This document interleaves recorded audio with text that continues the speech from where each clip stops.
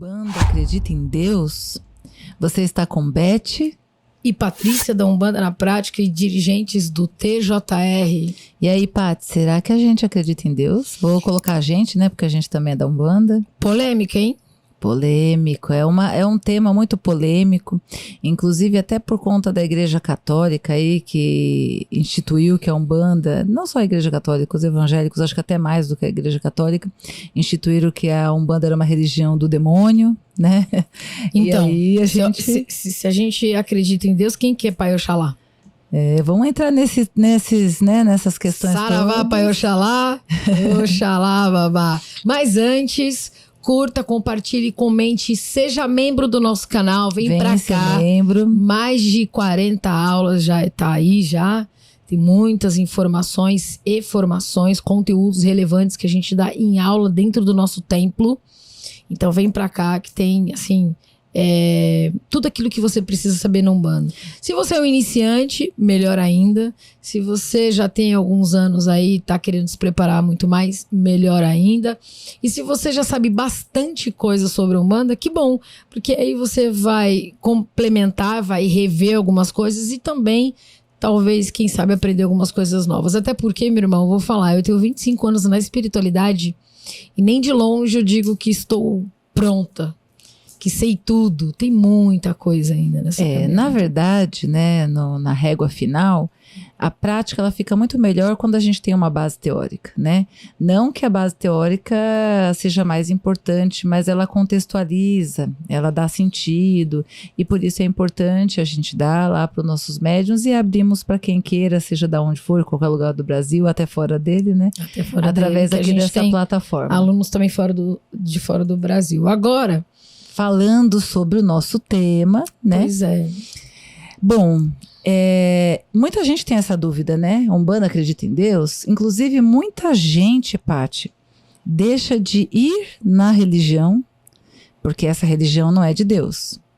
Eu já ouvi essa expressão, né? Nossa, você é da Umbanda. Nossa, isso não é de Deus, não. Não, Umbanda, se as pessoas, isso não é de se Deus. Algumas pessoas acreditam que ela é do demônio, obviamente, Deus não vai entrar. E da onde nasceu isso, né? Da onde nasceu essa história de que a Umbanda seria do demônio, de que a Umbanda não seria de Deus, né?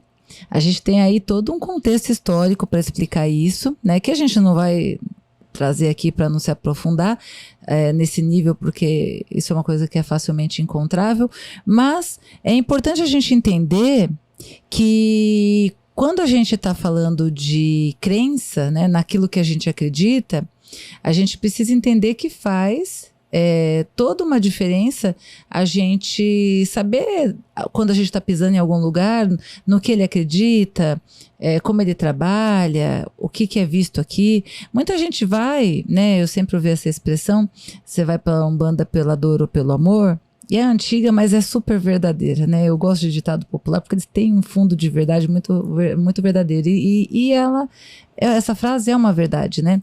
Ou a pessoa tá ali no desespero e a Umbanda é o último recurso, né? Tentei na igreja, tentei em um monte de lugar, ninguém resolveu, vou ali pra Umbanda. Ou a pessoa já conheceu, entendeu o propósito, o trabalho, ou conheceu suas entidades e já se apaixonou, amor à primeira vista. Ou sentiu o cheiro de ervas, ou foi no som do atabaque. E aí foi, né? Se apaixonou e hoje tá por amor. Então, geralmente é uma das duas coisas que levam um consulente, um assistente, aí cada casa dá seu nome para quem tá indo buscar ajuda ali, como, né, uma pessoa que vai tomar passe com as entidades. Vai ali buscar, mas às vezes não sabe como essa religião é, o que ela pratica, o que causa também muitas confusões de o que é realmente Umbanda, né? Eu vi um terreiro com o nome de Umbanda, mas vi ali fazendo uma matança. O terreiro é de Umbanda, mas eu tive que pagar para entrar. E coisas assim, né? Porque a pessoa não vai buscar saber o que é essa religião, em que ela acredita, como ela trabalha, como funciona ali dentro. Algumas pessoas até procuram, mas é um número tão baixinho, né? De pessoas mais críticas. Olha, assim. O Caveira, ele sempre... Uma coisa que ele sempre falou pra mim. Olha, chegou uma hora que ele era até chato. Que ele falava o tempo todo. Ele falava assim: estude. Para não morrer na ignorância, né? Completando aí a frase. Ele fala assim, busque o conhecimento para não morrer na ignorância. O conhecimento, né? Por que isso, né? Exatamente, é porque o conhecimento, ele te liberta. Na verdade, né, uma vez eu até ouvi isso de um professor da... Isso é bíblico, viu? A verdade te salvarás. Eu não conheço tanta Bíblia, então não vou nem entrar nesse mérito. Quem nos acompanha aqui desde o começo, porque já virou quase uma Netflix de tanto vídeo. E toda vez, vira e mexe, tem um vídeo que a gente fala sobre isso. Ela fala, ela tira no sarro, porque meu lado católico é só o batismo na certidão, e às vezes quando eu entro para ser madrinha de alguém ou no casamento de alguém, e é isso. Mas eu nunca fui católica, tá? Não. E nada contra também, não, mas nada contra também. Mas é porque eu tinha curiosidade de entender, né? Então, com 15 anos, eu com 15 anos eu lia livros de vultos brasileiros para entender um pouco dessa história do passado, Carlos Drummond. Mas aí você vai falar, nossa, Patrícia, extremamente intelectual, né? Detesto ficar lendo horrores. Mas eu vim de uma época que não tinha internet. Então eu gostava de ler, lia dicionário, lia a Bíblia, então eu achava interessante algumas passagens, né? E eu vim de uma época onde a gente conseguia conversar com alguns irmãozinhos de outras religiões e não tinha briga, que é bem diferente de hoje em dia. É engraçado, eu tô lembrando agora, né? Na nossa época, eu falo nossa, porque a nossa idade é muito parecida, é muito próxima, a alegria de um pai, de uma mãe, né? Era poder dar uma coleção de enciclopédia para os filhos. Minha mãe. Passava até gente vendendo de porta em porta, batendo. E eles compravam com orgulho. Olha, para você estudar, ser inteligente. Hoje é comprar um iPhone e não sei quantas mil vezes pro filho ficar feliz. Aí você vai no Audible. Né? Não, o Audible da Amazon. Você fica lendo, vai ficar ouvindo o audiobook ali. E aí, assim, mas, né, mudanças do tempo à parte, muita gente deixa de frequentar a religião por achar que não é uma religião de Deus, por acreditar que é uma religião que faz coisas ruins, porque se é uma religião que acredita em Deus, né, em tese, é uma religião boa, né? Em tese, toda religião que acredita em Deus é uma religião boa, não vai fazer nada de errado, vai estar preocupada em estar ali dentro do preceito, né, dentro do mínimo necessário para conseguir ter ali um bom desencarne, uma boa vida, porque a gente, né, merece, a gente tem que estar ali respondendo a alguém. Então, a maioria das pessoas nem sabem o que a Umbanda cultua, né? Nem sabe como a Umbanda trabalha. Eu tirando um ou outro um pouco mais crítico, peraí, deixa eu ver, antes de eu ir nesse lugar, o que essa religião faz, o que eles pregam, quem vai estar lá falando comigo, né? Eu já vi minha entidade perguntar para algumas pessoas assim, você sabe com quem você está falando? Não. De repente com uma mulher que vai me dar algumas dicas do que eu vou fazer aqui na minha vida. Acho que é meio isso que algumas pessoas chegam pensando, né? A não ser quando já conversa com alguém que dá uma resumida ali você vai lá, vai falar com uma entidade, que aí depende do que tá lá no dia e assim vai. Mas é importante buscar mesmo conhecimento, isso eu falo, né? Porque para tudo, quando você não tem um conhecimento, é muito ruim, porque a gente acaba falando coisas, muitas vezes, que não faz o menor sentido. E a gente blasfema muito. Eu sou uma pessoa que eu já falei muito mal do espiritismo, porque eu era uma extrema ignorante. No sentido realmente... Aí pagou a língua, né? Paguei a língua. Minha mãe dizia que a gente não pode cuspir pra cima que cai na testa. Na Umbanda, fugindo. Mas tudo bem, isso faz parte, né? Mas assim, eu também já cheguei a falar que era do demônio, é absurdo. Gente do céu, como a gente é... Religião pequeno, do mal. A gente é muito pequeno. Por quê? Porque eu olhava as coisas ruins, negativas, enfim. Mas por que é importante? Porque mesmo os evangélicos, eu conheço bastante. Então eu posso falar por conhecimento de causa de algumas pessoas que conversam, porque eu sou investigativa. Então quando eu vejo alguém, já quero conversar, já quero entender. Hoje eu tenho uma irmã que está entrando, né, na seara dos evangélicos e tal. Então eu também converso. A minha mãe é evangélica, olha que coisa, né? Então, eu sou a ovelha negra. Sim, eu sou a ovelha negra. Exato.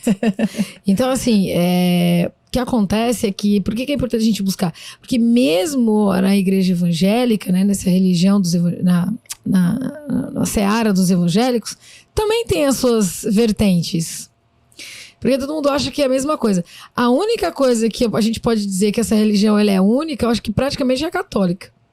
A igreja católica que prega ali, ela tem uma cartilha. né? Mas assim, A evangélica, ela tem várias vertentes. E é a mesma coisa, assim como quando você só nasce espírita e não vai buscar outras religiões, acha que evangélica é tudo igual, e na verdade não é. E também a mesma coisa ao contrário, né? Muitos que não conhecem o espiritismo, quando fala de espiritismo, tem gente que fala isso, né? Eu sou espírita. Nossa, você bate tambor? Eu sou espírita. Não, mas sua religião corta animal, trabalha com sangue? Às vezes a pessoa fala espírita, né? E aí tem o espiritualista. Mas tem uma explicação. Tem o não, mas peraí. Tem o candomblessista. A gente tem uma explicação muito profunda para isso. Primeiro que ninguém fala a verdade. Segundo que, infelizmente, muitos umbandistas usam a expressão espírita para não falar umbandista. Quando não é espírita, é católico.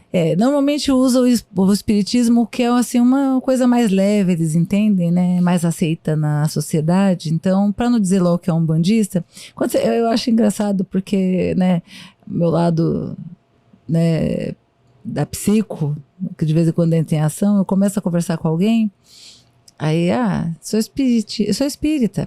É? Você frequenta um centro kardecista? É. E lá tem atabaque? A pessoa já perdeu a graça, porque ela já viu que não adianta ficar. Até dentro. Você não reparou, né? A gente tava numa loja de calçados e tal.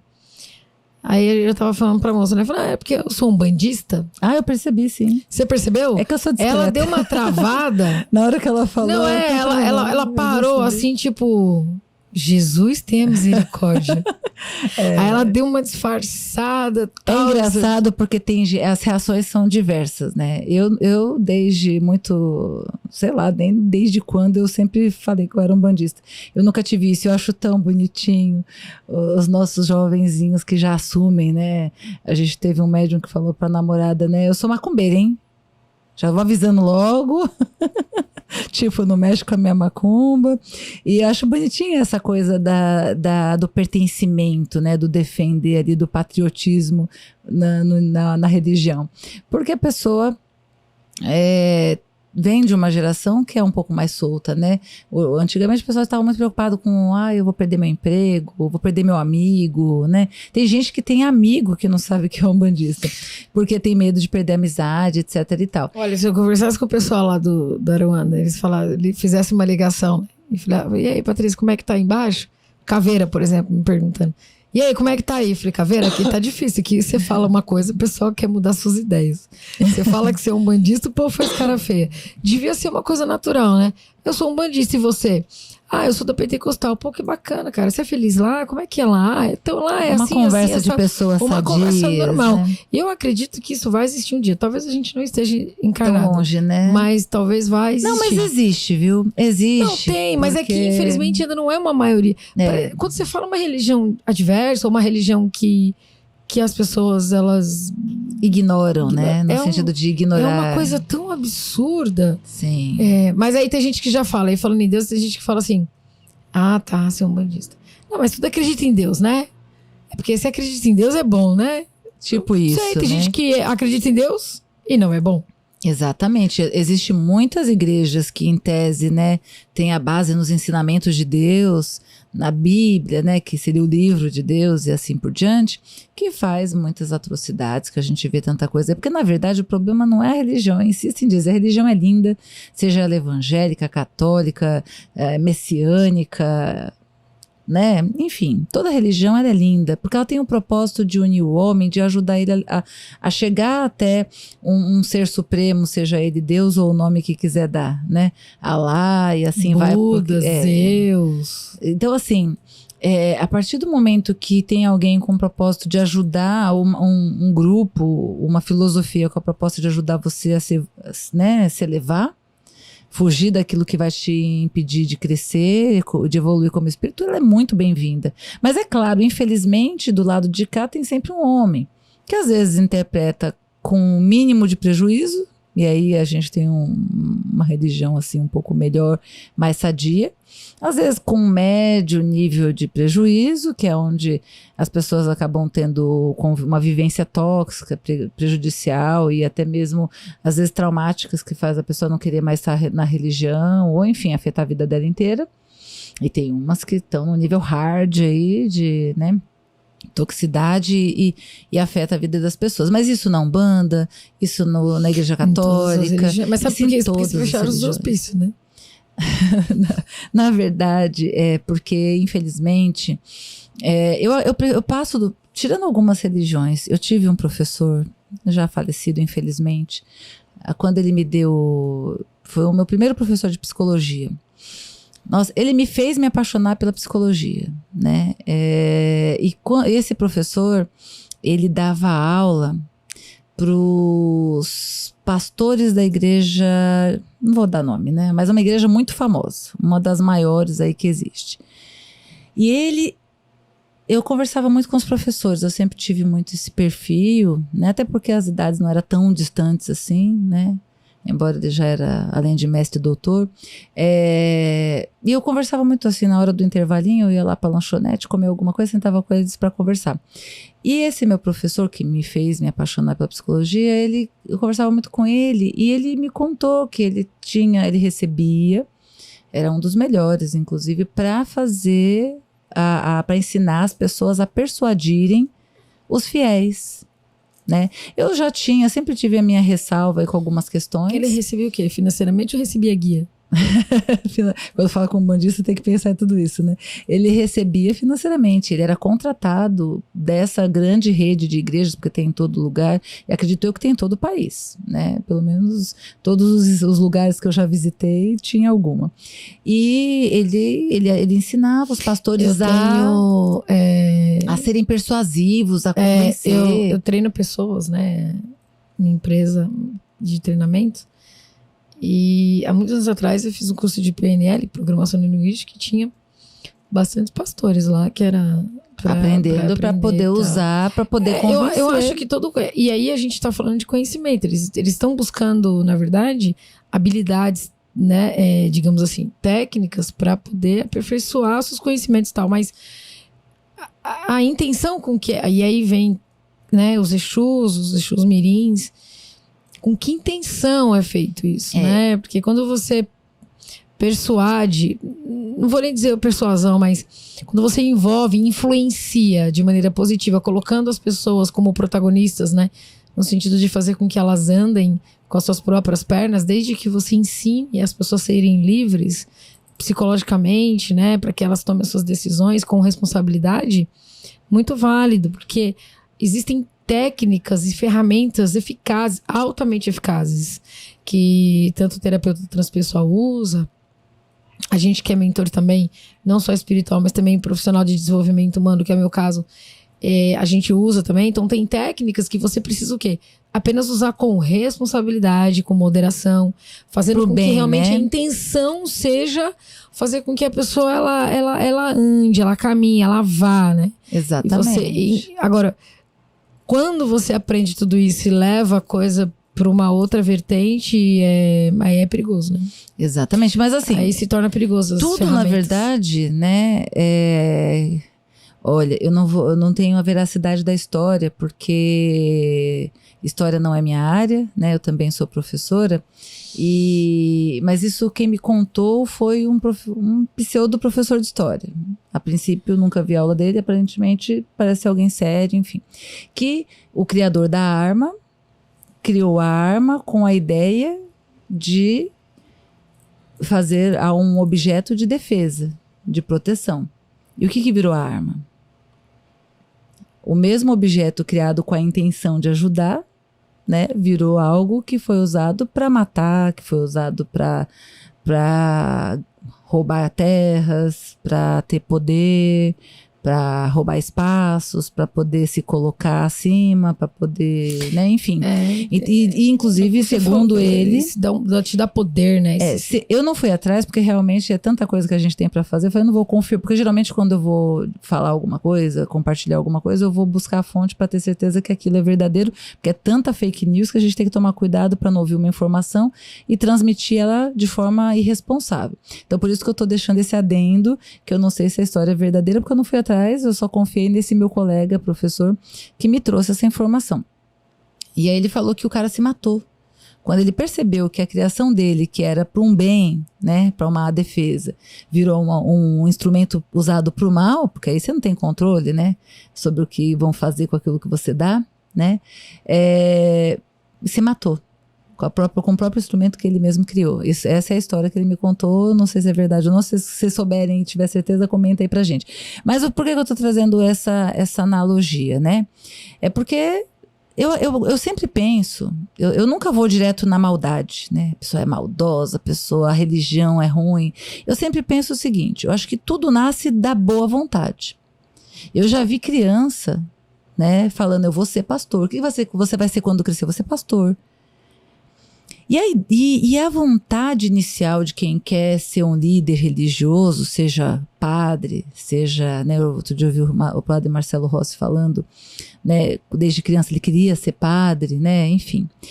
Seja como for, essa religião, ela nasce com uma boa intenção. Se lá depois que você vai passar por umas aulas, eles vão dizer que você vai ter que fazer alguma coisa ou outra, se depois de, né, existir uma organização que te exige isso ou aquilo, ou os assédios que infelizmente todos os dirigentes acabam sofrendo, faz com que eles debandem para essa, né, para esse desvio. Quando a gente fala de dirigentes, de qualquer religião, de todas as religiões. Aliás, ainda que você não tenha religião, mas que você faça o bem, ajude, que você promova pessoas, o bem, sim. Você já é assediado, porque você vai ser aquela pessoa que tá promovendo o bem, que tá tirando as pessoas do caminho. Tá atrapalhando alguém. Com certeza você vai estar no caminho de alguém. Então, eu prefiro pensar que num primeiro momento todos chegam com uma boa intenção.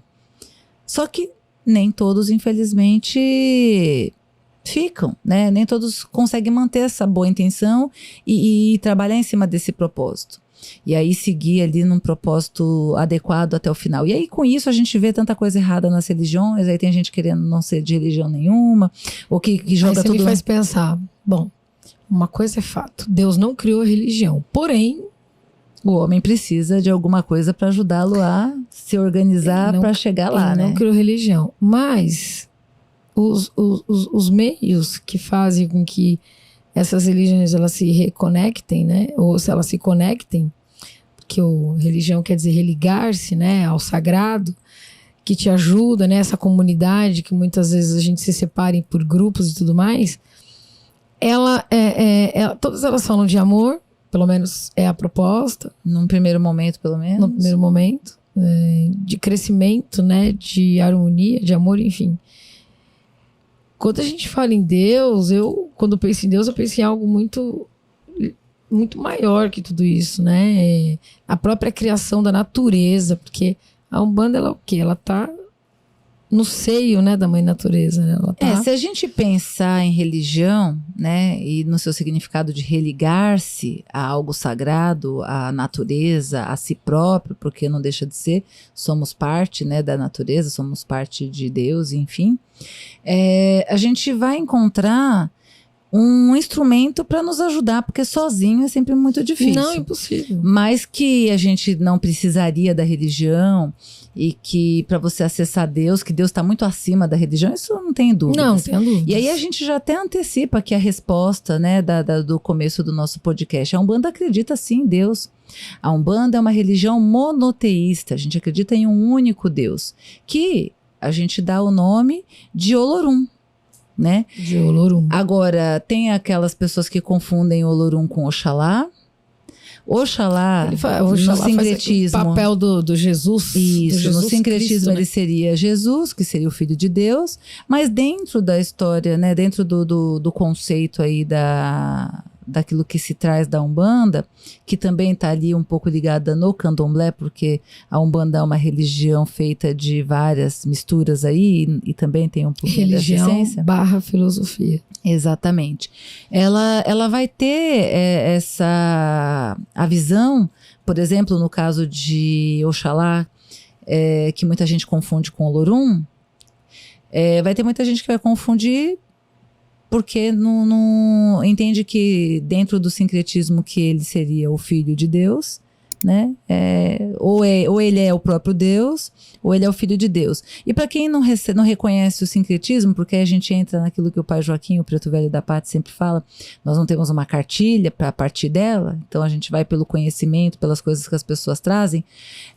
Muita gente acredita que os dois são sinônimos, mas na prática, Olorum seria, né, o Deus, né, seria aquele que criou o mundo. Oxalá seria o pai dos orixás, né, seria o maior de todos os orixás, aquele que rege todos os orixás. Então nós acreditamos sim em Deus, porém, como a maioria das outras, todavia, como a maioria das outras religiões, ele só recebe um outro nome, né? Mas é a mesma coisa, como a gente falar, me ajuda aí você que sabe o nome de outros deuses em outras religiões. Alá, no muçulmano, tem outros nomes, é que agora não me vem. Zeus, os gregos lá. Zeus eu acho que não entra porque ele seria uma personagem da mitologia. Mas um dos maiores, né? Talvez o criador talvez entraria. Eu acho que ele entraria. Mas tem outros. É que agora eu não vou lembrar o nome, porque tem vários. Tem um conhecido nosso, pai de santo, que quando ele vai falar, ele fala o nome de todos, mas eu não consigo guardar tantos nomes, não. Mas em cada religião, inclusive até mesmo a parte estava falando das vertentes aí do evangélico, até dentro do próprio evangélico também, né? Jeová. Tem uns nomes também diferentes que eu não vou lembrar. Mas é só... Mas é um Deus. No fundo, seria aquele ser maior e supremo acima de tudo. E nós também acreditamos, só não usamos o nome a palavra Deus, né? Mas é o nosso Deus, né? Agora, quando as pessoas muitas vezes acreditam que a nossa religião não é uma religião que acredita em Deus e, portanto, não é uma religião de Deus, ou seja, que ele aceita, que ele autoriza e tudo mais, é porque estão muito ligadas àquilo que veio um pouco da história, né? O catolicismo, de certa forma, por desconhecer e até por querer se manter ali no poder como religião master, a religião de maior força e tudo mais, proibiam que os outros cultuassem suas religiões. Tanto os índios quanto os negros, né? Daí que nasceu o sincretismo, aquela história toda que a gente acho que até já fez algum podcast lá atrás. Tem um podcast falando sobre essa questão. Nós, dentro da aula de membros, também nós temos uma aula falando do sincretismo, especificamente falando. Na área de membros, um pouco mais aprofundado, mas porque nós lá temos um podcast aula, falando sobre isso. Mas eu acho que a gente trouxe sim. Lá dos primeiros, né? Deve ser. Onde a gente fala um pouco da Umbanda, da origem e tudo mais. E os negros não puderam tá ali cultuando a sua religião, justamente porque eles não tinham o reconhecimento. A Igreja Católica só reconhecia a Igreja Católica. Então, eles demonizavam, né? Tudo aquilo que não fosse dentro daquela filosofia que seguia a Bíblia e que seguia aquilo que eles acreditavam. Então a religião já nasceu como uma religião clandestina, por isso que hoje muita gente tem vergonha de dizer eu sou umbandista, né? Eu frequento a Umbanda, e com isso foi se associando a coisas ruins, porque ficava escondido. Aí se é uma religião, porque a gente vai, né? Se você tem uma religião bonita, por isso que eu sempre fui defensora de falar. Eu entendo, não julgo, porque eu sei que às vezes, infelizmente, existe muita intolerância religiosa. Infelizmente, tem gente que pode sim ser mandada embora porque não é da religião da pessoa, ela não concorda com a sua religião. Pode perder trabalho, né? Pode perder cliente. A própria Anitta, né? Aquela cantora... de vez em quando ela posta alguma coisa da religião e sempre perde milhares de seguidores, porque as pessoas são intolerantes e aí já tem o preconceito e não consegue separar que o bom profissional não vai deixar de ser bom profissional porque ele é da Umbanda e enfim, né, pelas outras escolhas dele. É uma ignorância, mas enfim, existe muita gente ignorante no mundo. E aí, a gente entende, eu entendo, nunca... Mas eu sempre tive, né, a tranquilidade de assumir o que der, deu. E nunca deu ruim, né? Eu trabalhei, hoje eu não trabalho mais, mas já trabalhei em empresa registrada, com um grupo de pessoas, e todo mundo sempre soube, né, que eu era da religião, que já tinha muitos anos na religião, e nunca teve esse problema. Tanto que era engraçado que às vezes me procurava para perguntar alguma coisa, pedir alguma sugestão, alguma dica, enfim. Porque, se é da religião lá, então me ajuda aqui. Então, eu sempre tive isso, porque eu acho que se a gente não está fazendo nada de errado, por que eu devo esconder, né? E parte disso tem uma composição na história, né? Do preconceito, do não querer ser associado, de achar que é uma religião inferior e principalmente que não acredita em Deus.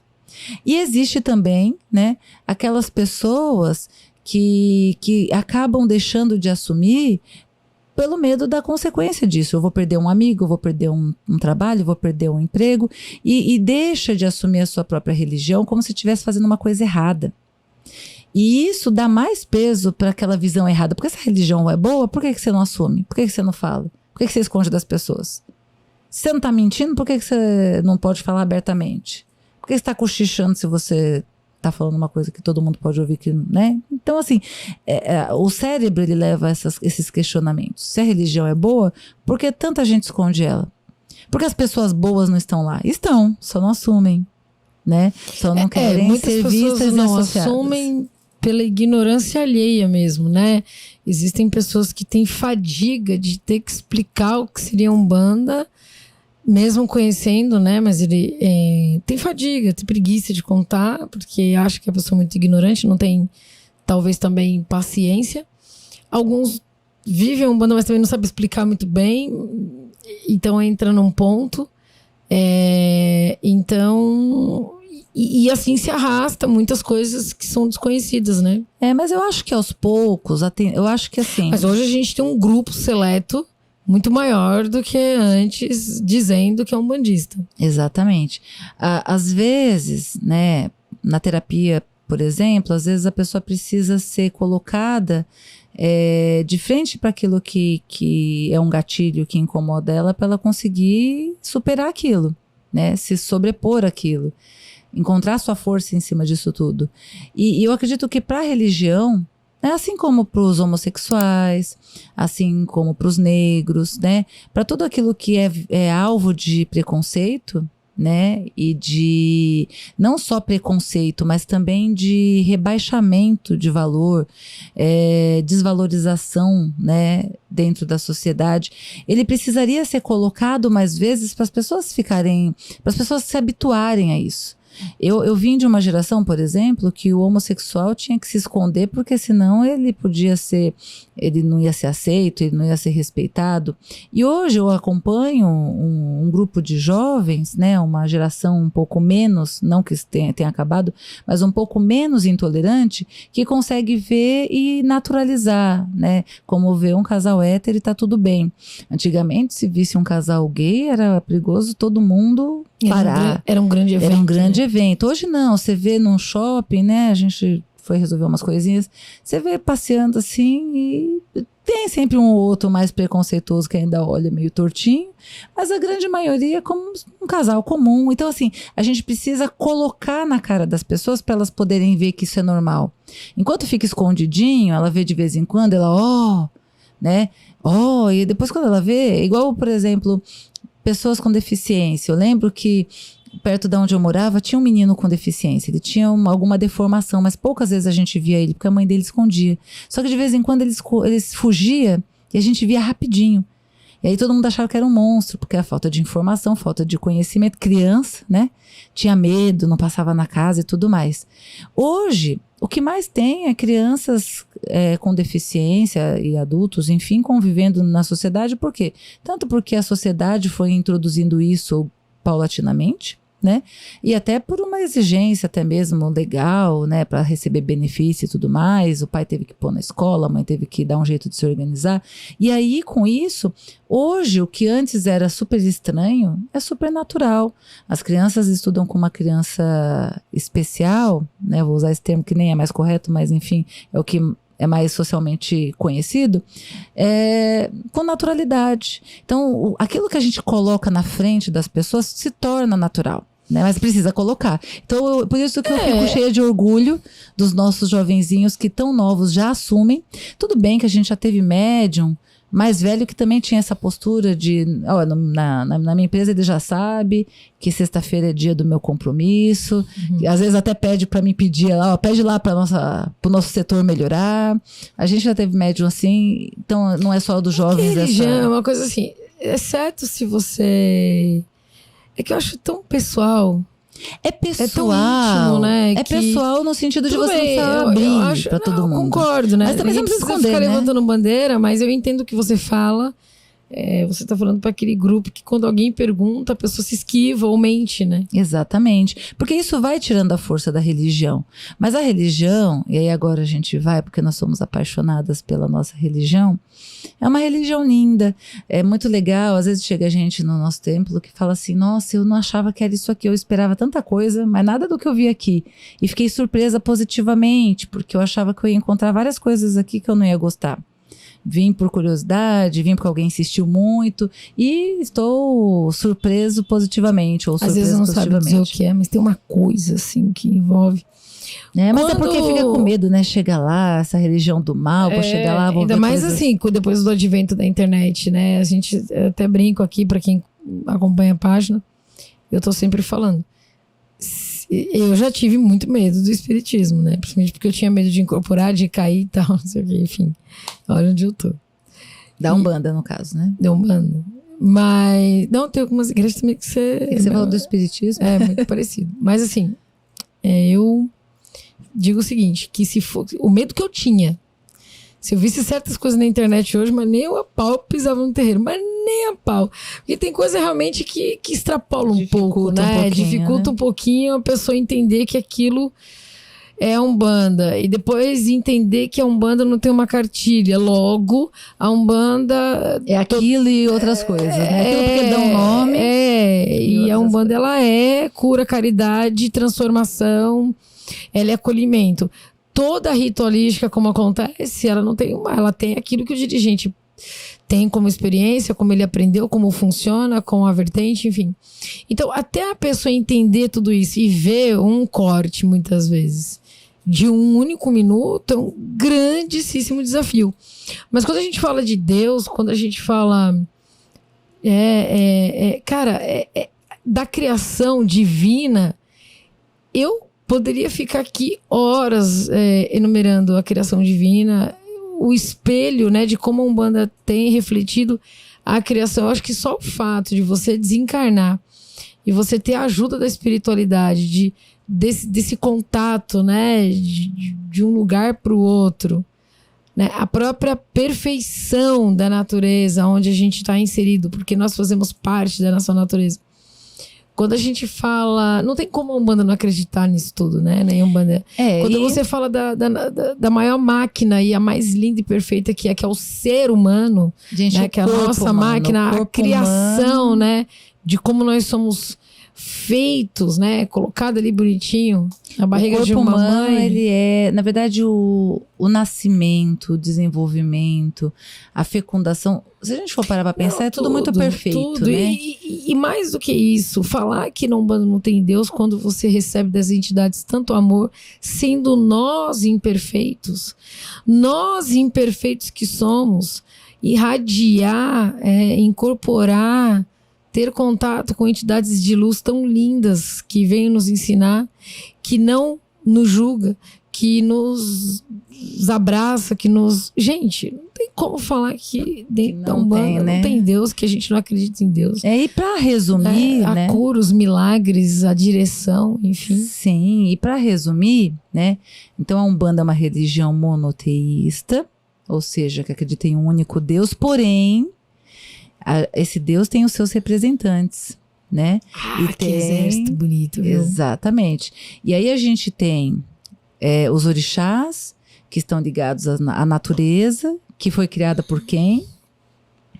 por Deus, né?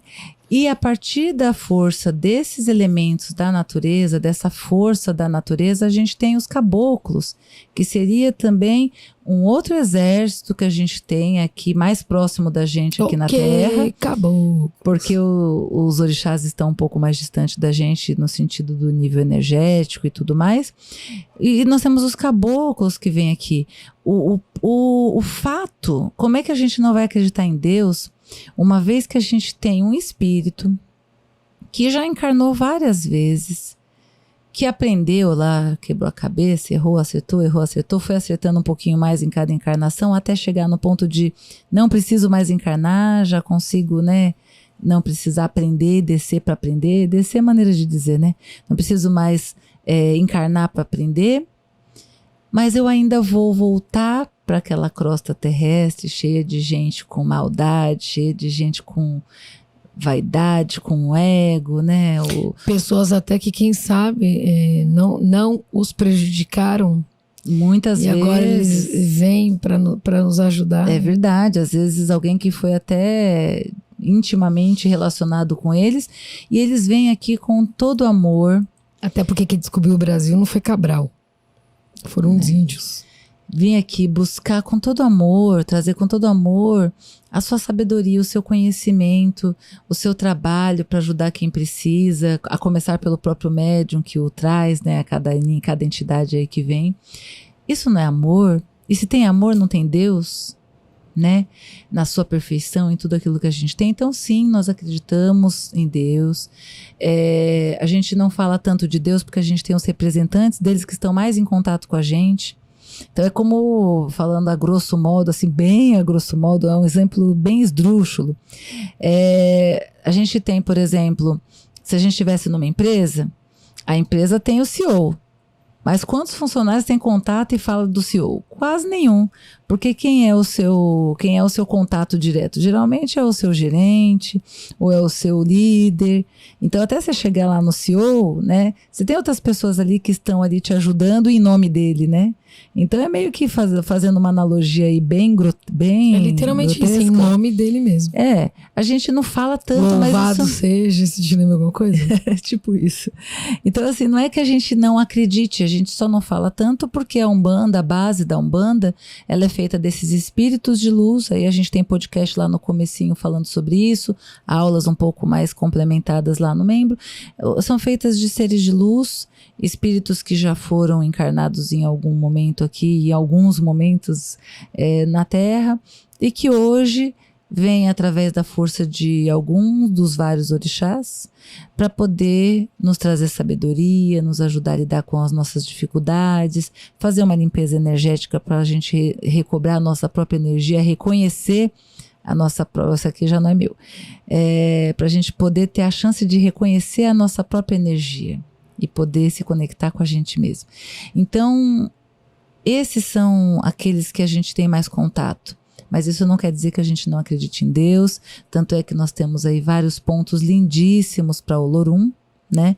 Rezas para Olorum, e para aqueles que também colocam ali no mesmo peso, às vezes até confunde, para Oxalá também. Então sim, acreditamos, só o nome aqui que você vai encontrar de forma diferente, né, Paty?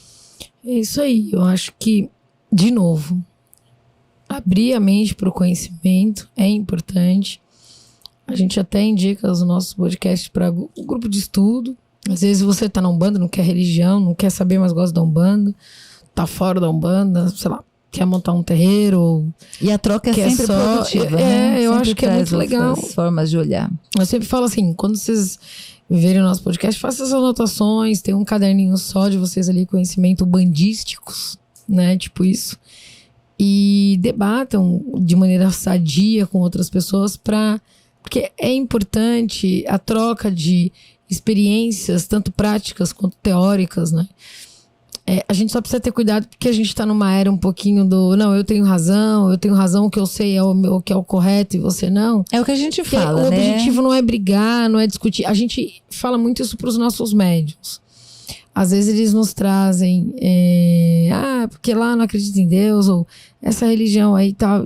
A gente sempre fala, gente, não entra numa discussão, né?